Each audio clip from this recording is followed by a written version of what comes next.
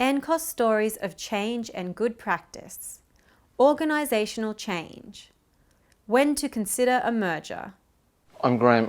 I'm the former Disability Discrimination Commissioner with the Australian Human Rights Commission, and now I'm a company director and consultant. The sweet spot for a merger is when you realise that change could improve the way that delivery to clients occurs, but you're not so desperate that it becomes a necessity. My name is Ferner, and I'm a director in the consulting team at Social Ventures Australia. There are a lot of organisations that are seeking not-for-profit mergers, especially smaller organisations which might be struggling to stay afloat.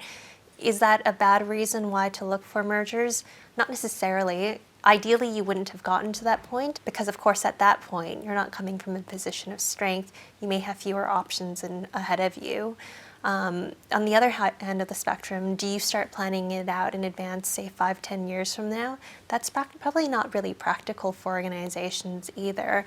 I think it's quite helpful for organizations to step back. It's part of their strategic planning process to say, based on the objectives that we set out, where might a collaboration benefit us in achieving our outcomes? I think we often shortcut and say, well, mergers have to happen at a certain time, but there are many different ways in which mergers can happen. These are all different variables in terms of how long it takes you to get to the MOU process, at what point do you feel comfortable to sign on the dotted line, and with what speed you're actually implementing it. If an organization is going in with an exit strategy, it probably is that they're either not ready or this is not the right partner for them. So perhaps either consider a different form of collaboration, something to test the waters to build confidence before engaging in something more formal like a merger, or walk away and say, this is not the partner for us. This is not the right time for us.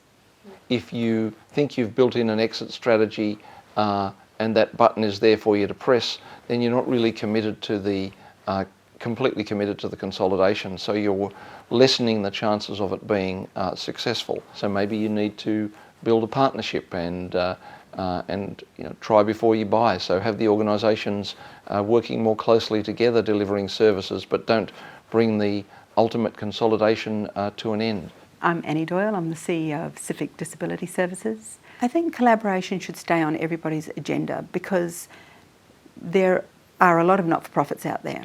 There are a lot of not-for-profits with a back office they probably should share.